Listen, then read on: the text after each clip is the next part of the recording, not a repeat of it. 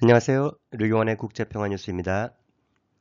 1월 20일 트럼프 대통령 취임을 앞두고 미국 내에서 트럼프 대통령이 전면전을 선포한 딥스테이트에 대한 논의가 여러 경로로 나오고 있습니다. 오늘은 미국의 딥스테이트란 무엇이고 탈달러화가 어떻게 딥스테이트를 약화시킬 수 있을까라는 스푸트니크 보도를 소개해 드리겠습니다. 트럼프가 백악관으로 복귀하면서 미국의 딥스테이트가 차기 대통령을 위해 준비한 놀라움에 대한 의문이 제기되었습니다. 또한 그의 승리가 딥스테이트의 약화를 의미하는지 워싱턴의 외교 전략이 바뀔지에 대한 추측도 제기되었습니다. 미국의 딥스테이트란 무엇인가? 1990년대에 만들어진 이 용어는 트럼프 대통령의 첫 임기 동안 인기를 얻었는데 특히 트럼프가 딥스테이트의 소행이라고 비난한 가짜 러시아 공모 스캔들 때 더욱 그랬습니다. 딥스테이트로 알려진 신비한 실체, 그 구성 또는 특정 의사결정자를 정의하는 것은 어려운 일입니다.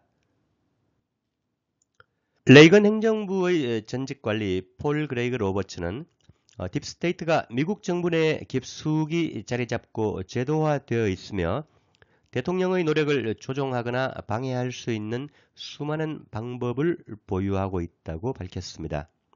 미국 평화활동가 얀 와인버그는 딥스테이트가 강력한 방위 계약자에 의해 주도된다. 군산복합체가 대통령보다 더 많은 권력을 행사한다고 말했습니다. 한편 푸틴 러시아 대통령은 나는 이미 3명의 미국 대통령과 이야기를 나누었다. 그들은 왔다가 가지만 정치는 여전히 변하지 않는다. 강력한 관료주의 때문이다 라는 촌평을 남겼습니다. 남아공 더반 공과대학의 브릭스 연구소 릴리 프렛은 딥스테이트는 본질적으로 소수가 다수를 희생시켜 이익을 얻는 철학이다. 문제의 기원은 미국 연방준비제도의 설립에 있다. 탐욕은 불균형으로 이어지고 탐욕이 계속 증가하면 필연적으로 시간이 지남에 따라 체계적인 붕괴로 이어질 것이라고 전망했습니다. 한편 러시아 철학자 두기는 이것은 서구 식민지 지배의 더 광범위한 순환의 종말을 의미한다. 미국의 딥스테이트는 이제 고통스러운 딜레마에 직면하고 있다고 평가했습니다. 한편 브라질의 저명한 정치 분석가죠. 페페 에스코바르는 혼돈의 제국 재장전하다라는 글을 스푸트니크에 올렸는데요. 소개해드리죠. 혼돈의 제국은 무자비하다. 법전쟁, 불안정화, 제재, 납치, 색깔혁명, 위장깃발, 그리고 합병. 2025년은 브릭스와 파트너 국가가 공격의 선택 대상이 될 해가 될 것이다. 마이클 허드슨 교수는 미국의 공식 정책으로 혼돈이라는 단어를 만들었다. 이는 초당파적이며 딥스테이트의 모든 사일로를 관통한다. 장기적 전략적 비전이 없고 유라시아에서 점진적으로 제국주의가 추방되는 가운데 패권국에게 남은 것은 서아시아에서 유럽과 라틴 아메리카 일부 지역으로 혼란을 일으키는 것뿐이다. 이는 브릭스를 분열 통치하려는 조직적인 시도이며 주권과 국가 이익의 최우선성을 확립하려는 집단적 노력을 좌절시키려는 것이다. 브릭스와 선정된 파트너 국가들은 게임의 규칙을 다시 쓰려는 강력한 네트워크를 구성하고 있다. 현재 정회원 10개국과 파트너 8개국이 있으며 계속 늘어나고 있다. 구매력 평가 기준으로 세계 GDP의 41.4%를 차지하고 세계 인구의 약 절반을 차지한다. 이것이 바로 혼돈의 제국이 맞서야 할 상대이다. 혼돈의 제국 지배 엘리트들이 이 성장하는 지정학적 강자에 대항할 만한 것은 아무것도 없다. 브릭스는 작년 10월 카잔 정상회담의 성과를 더욱 발전시켜 본질적으로 손자병법 전략을 적용하고 있다. 기만, 그리고 웅장한 선언의 부재, 그리고 IMF와 세계은행의 독점을 없애는 데 집중하는 것을 제외하고는 혼돈의 제국에 대한 직접적인 위협 없이 지역 통화의 무역을 늘리고 있다. 브릭스는 천천히 그러나 확실하게 상하이 협력기구에서 아세안에 이르기까지 체스판의 다른 다자간 국가들의 지위도 이미 옮기고 있다. 한편 중국은 미국과의 기술전쟁, 그리고 세계 무역에서 차지하는 비중의 증가, 1대1로 프로젝트의 재조정에 집중하면서 쿼드와 오커스는 사소한 골칫거리로 유지하고 나토에 대한 지역 거부 전략을 구축하고 있다. 아프리카 사헬 국가연합은 확장을 지속하고 있고 신식민지주의 국가로서의 프랑스는 끝났다. 나머지 아프리카에서 새로운 탈식민지화의 저항이 시작되고 있다. 한편 라틴 아메리카는 트럼프 2.0 하의 혼돈의 제국에 맞선 힘든 여정을 앞두고 있다. 캐나다, 그린란드, 파나마 운하 및 기타 합병의 망상이 그것이다. 유럽은 집단적 자살을 결행하고 있다. 사회적, 산업적, 문화적 모델이 완전히 부식되고 경제 붕괴가 가속화하고 있다. 프랑스 역사학자 엠마누엘 토드는 미국이 러시아와의 세계적 규모의 전쟁에서 지고 있다. 트럼프의 임무는 러시아에 대한 미국의 패배를 관리하는 것이다 라고 주장하고 있습니다. 한편 미국의 마이클 허드슨 교수는 우크라이나에서 피할 수 없는 미국의 패배 이후 나토는 조만간 정치적 선전기구인 EU와 나란히 붕괴될 것이다. 혼돈의 제국은 지역 기생충과 동맹을 맺어 혼돈, 정권교체, 테러를 조장할 것이라고 예측했습니다. 서아시아에서는 시리아에서의 승리로 혼돈의 제국은 술에 취해 무기력해졌다. 시리아가 리비아 2.0이 되기 위한 모든 조건이 충족되었다. 하지만 저항의 축이 재편성 및 재전력화 후 다른 형태로 연합하여 이스라엘에 대한 실제 전투를 재개할 것이라는 전망이 여전히 남아있다. 정장을 입은 살라피 지하디스트 알 졸라니는 시리아의 지도자죠. 단지 일시적으로 유용한 희생양일 뿐이다. 혼돈의 제국은 실제로 시리아가 영구적인 혼돈 상태에 빠지기를 원한다. 그리고 이스라엘과 튀르키예의 신오스만주의 사이에 임박한 정면 충돌이 있다는 예측입니다. 한편 2000년 이후 미국의 산업 생산은 단 10% 성장했고 2019년 이후로는 0% 성장을 했습니다. 같은 기간 중국은 거의 1000% 성장했고 인도는 320%, 러시아는 200% 이상 성장했습니다. 그리고 혼돈의 제국이 러시아에 비하면 무기 생산 면에서는 전혀 생산력이 없고 초음속 기술과 미사일 방어에 관해서는 솔직히 우스꽝스럽다는 평가가 나오고 있습니다. 다음 소식입니다. 부상하는 다극화 세계 질서와 미국, EU, 나토의 대서양 동맹의 몰락을 살펴보죠. 중국은 미국의 28개 방위 계약자에 대해 수출 규제 제재를 가했습니다. 여기에는 군산복합체인 록히드 마틴과 보잉, 레이시온 등이 포함됩니다. 한편 스푸트니크는 전 세계 국가의 절반 이상이 미국 달러에 대한 보이콧을 선언했다고 보도했는데요. 국가 통화로 거래를 전환한 국가가 46개국, 그리고 달러에 공개적으로 반대하는 국가가 53개국, 달러에 대한 제한을 도입하지 않은 나라가 94개국으로 나타나고 있습니다. 한편 러시아와 중국은 모든 상호지불의 약 90%, 러시아, 인도는 상호지불의 약 50%가 국가통화로 이루어지고 있습니다. 2025년 브릭스 의장국인 브라질은 인도네시아가 브릭스 정회원국에 가입에 승인을 했다고 밝혔습니다. 미국 경제학자 폴 크레이그 로버츠는 달러 패권을 종식시키려면 하나의 공통된 통화가 아닌 여러 국가별 통화가 필요하다. 브릭스는 서방의 경제적 정치적 통제 밖에 있는 시스템이다. 브릭스 플러스는 약 35억 명의 인구를 대표해서 전 세계 인구의 45%를 차지한다고 밝히고 있습니다. 한편 코넬 대학 정부학 교수인 리처드 벤셀은 러시아와 미국이 2026년 2월 신전략무기 감축협정 뉴 스타트죠. 이 협정 만료 후 새로운 군비통제협정의 체결을 확신한다고 밝혔습니다. 미국의 2025년 회계연도 국방예산은 8,950억 달러입니다. 사상 최대 규모죠.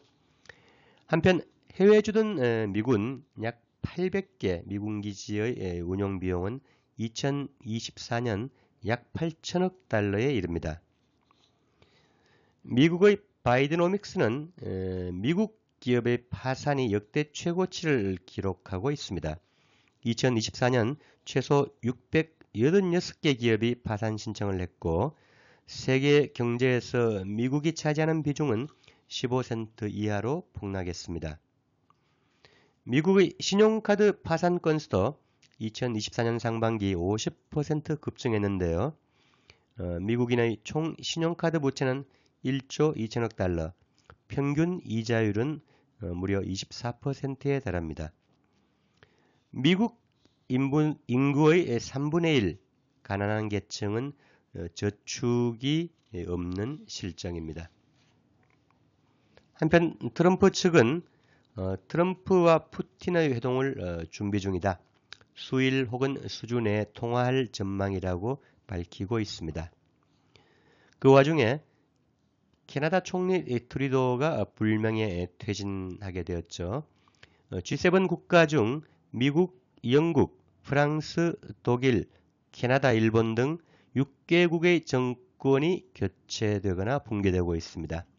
한국 역시 마찬가지 과정에 있죠. 한편 유럽의 오스트리아에서는 친러 지도자가 선출되었고 크로아티아도 우크라이나 지원을 반대하는 현 대통령이 연임되었습니다. 루마니아에서는 대선 무효화에 반발하면서 4,000명이 항의 시위를 지속하고 있습니다. 한편 헝가리 외무장관은 우크라이나를 경유하는 러시아 가스 운송 종료 후에 유럽연합의 가스 가격이 20% 상승했다고 밝혔습니다. 슬로바키아는 의회 대표단이 러시아를 방문해 가스 공급을 논의하고 있습니다. 한편 베네수엘라에서는 마두로 대통령이 3선 임기를 개시했습니다. 미국은 부정선거를 구실로 마두로 체포에 현상금 2,500만 달러를 걸었습니다. 계속 억지를 쓰고 있는 것이죠. 한편 지지율 80%인 멕시코 대통령 쉐인바움은 트럼프와 대화하되 종속을 거부한다. 우리는 항상 머리를 높게 들 것이다. 멕시코는 자유, 독립, 자주적인 나라이다 라고 밝혔습니다. 독일 소식입니다. 독일의 새로운 총리 후보이자 독일을 위한 대한당의 공동대표인 알리스 바이델은 독일은 유럽연합과 나토를 떠나 브릭스에 가입해야 한다라고 주장했습니다. 독일은 EU와 나토를 떠나 브릭스에 가입해야 한다. 나는 이것이 유럽 전체를 구하는 결과가 될 것이라고 생각한다. 독일은 역사의 위협을 달성할 것이다. 당선되면 러시아와 독일을 연결하는 노르드스트림 가스 파이프라인을 재가동할 것을 약속한다라고 밝혔습니다. 한편 이 독일을 위한 대한당은 1년 만에 최고 지지율을 돌파하고 있습니다. 11일 여론조사에서 22%를 기록해 숄츠의 사회민주당 16%, 녹색당 13%를 넘어섰습니다. 바이든 대표는 일론 머스크와 대담하면서 우크라이나전 조기 종전과 불법 이민자 추방, 원자력 발전 확대, 그리고 노르드스트림 가스관 복원을 공약했습니다. 일론 머스크는 독일을 구할 수 있는 건 독일을 위한 대한당밖에 없다고 추켜 세웠습니다. 한편 탈산업화가 지속되는 독일이 2008년 금융위기 이래 최악의 파산 물결을 맞고 있습니다. 2024년 364개의 대기업이 파산해서 전년비 30% 급증했습니다. 한편 미국은 러시아의 에너지 부문에 추가 제재를 가했습니다. 러시아는 유럽의 미국 동맹국과 미국인의 이익이 희생될 것이라고 경고했습니다. 한편 바이든의 제재는 유럽의 다리를 쏘고 러시아를 경제 초강대국으로 올려세우고 있다. 유럽은 에너지 위기와 산업 붕괴, 경제 침체에 직면하고 있고 스스로를 파괴하는 데 기꺼이 가담하는 공범이 되고 있다. 미국이 지정학적 혼란의 전리품을 거두는 동안 러시아를 견제하기 위해 희생된 졸개라는 보도가 나오고 있습니다. 한편 유럽은 2024년 러시아에서 기록적인 1780만 톤의 LNG를 구매했습니다. 러시아는 세계 원유 생산량에서 약 11% 하루 1075만 배럴을 생산하고 있고요. 이 중에 368만 배럴을 자체 소비하고 700만 배럴을 수출하고 있는 에너지 강국입니다. 세계 광물 전쟁 현황을 잠깐 소개해드리죠. 희귀 자원에 대한 경쟁으로 인한 세계적 갈등 양상인데요. 앞으로 몇 년 동안 세계 광물 자원을 놓고 벌어지는 지정 경제적 경쟁이 심화될 것으로 예상되는데 트럼프 대통령은 막대한 부가 있는 약 1200만 제곱킬로미터의 영토를 공개적으로 주시하고 있습니다. 현재와 잠재적 미래에 주의해야 할 갈등은 다음과 같습니다. 먼저 우크라이나. 린지 그레이엄 미국 상원의원은 미국은 모스크바가 우크라이나에서 승리하는 것을 허용할 수 없다. 우크라이나는 중요한 광물 10조에서 12조 달러를 보유하고 있다고 밝혔습니다. 볼리비아는 올해 건국 200주년을 맞습니다. 그동안 190건 이상의 쿠데타와 혁명을 경험했고 2020년에도 미국이 쿠데타를 조직했죠. 볼리비아에는 2,300만 톤의 리튬과 히토류, 스칸듐, 이트륨, 그리고 금 등의 방대한 자원을 보유하고 있습니다. 베네수엘라를 보실까요? 약 3천억 배럴의 세계 최대 원유 매장량을 보유하고 있고 14조 달러 규모의 자원도 가지고 있습니다. 미국은 2019년에서 2024년 사이 마두로 대통령 축출을 시도했고 네오콘 존 볼턴은 미국의 석유 회사들이 베네수엘라에 실제로 투자하고 석유 생산 능력을 갖추게 된다면 미국 경제에 큰 변화가 있을 것이라고 눈독을 들이고 있습니다. 이란을 보시죠. 이란은 석유와 가스, 광물 약 27조 달러를 보유하고 있습니다. 미국은 이란을 비정상적이고 엄청난 위협으로 분류해 1953년 쿠데타에 성공했고 1979년 이슬람 혁명 이후에는 정기적인 정권 교체의 표적으로 삼고 있습니다. 한편 캐나다는 석유와 가스, 광물 등 약 33조 달러를 보유하고 있는데요. 최근 트럼프는 캐나다를 51번째 주로 편입시키겠다. 세금과 군사보호를 절약할 수 있다라고 주시하고 있습니다. 그린란드 역시 최소 150만 톤의 미탐사 히토류 원소를 매장하고 있고 북해 항로의 주요 경로로 부상하고 있죠. 트럼프가 역시 눈독을 들이고 있습니다. 한편 아프리카는 불안정과 폭력, 식민지 이후의 유산을 간직한 세계 최대 미개발 광물 매장지입니다. 콩고는 세계 최대 코발트 매장량을 가지고 있고 기니는 보크사이트 세계 2위 생산국입니다. 짐바브웨 역시 아프리카 최대 리튬 매장량을 가지고 있고 케냐는 히토류, 사헬 지역은 금과 우라늄 등이 풍부한 지역입니다. 다음 소식입니다. 팔레스타인의 알라크사 홍수작전과 이스라엘의 학살을 살펴보겠습니다. 다행스럽게 가자에 467일 만에 휴전이 성사되었습니다. 이스라엘이 마침내 팔레스타인의 저항에 굴복한 것이죠.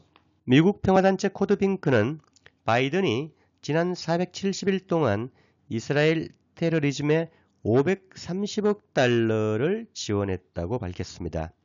매일 1600억 원의 막대한 금액이죠.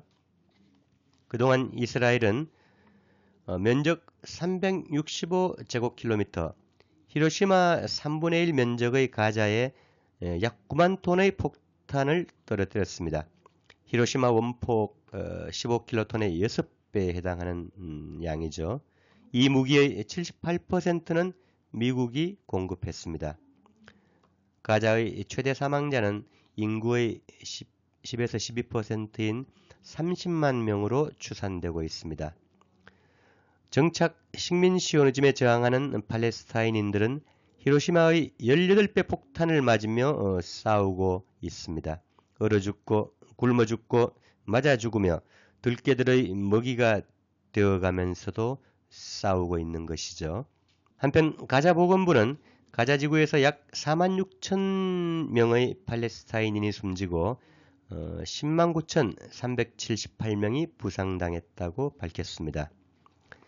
이스라엘 언론 하아레츠는 힌드라잡 인권재단이 전쟁 범죄로 약 1000명의 이스라엘 군인 명단을 국제형사재판소에 제출했다고 보도했습니다. 한편 미국 하원은 이스라엘 지도자들에 대한 체포영장을 발부한 국제형사재판소에 제재를 가하기로 결의했습니다.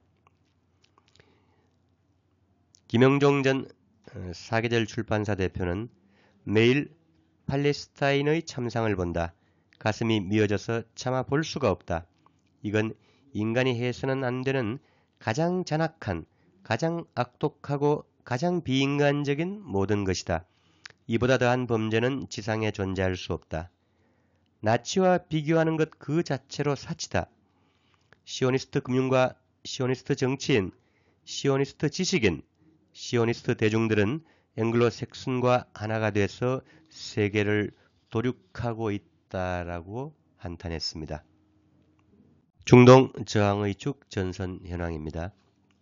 이란이 핵시설에 새로운 방공망을 배치하고 새로운 지하 미사일 기지 휴화산 기지를 공개했습니다. 한편 예멘의 후티는 예멘에 대한 공격을 준비 중인 미국 항공모함 해리 트루먼에 5차례 미사일과 드론 공격을 가했다고 밝혔습니다. 후티군은 역시 팔레스타인2 극초음속 탄도미사일로 이스라엘의 하이파 발전소를 공격했고 이스라엘 국방부까지 타격했습니다.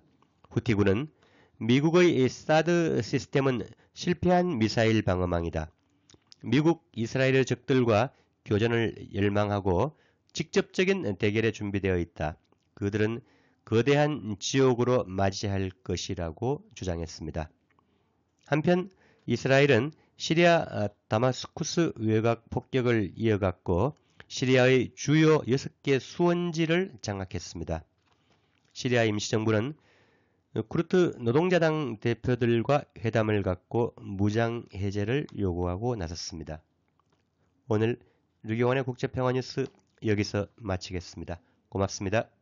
적들과 교전을 열망하고 직접적인 대결에 준비되어 있다. 그들은 거대한 지옥으로 맞이할 것이라고 주장했습니다.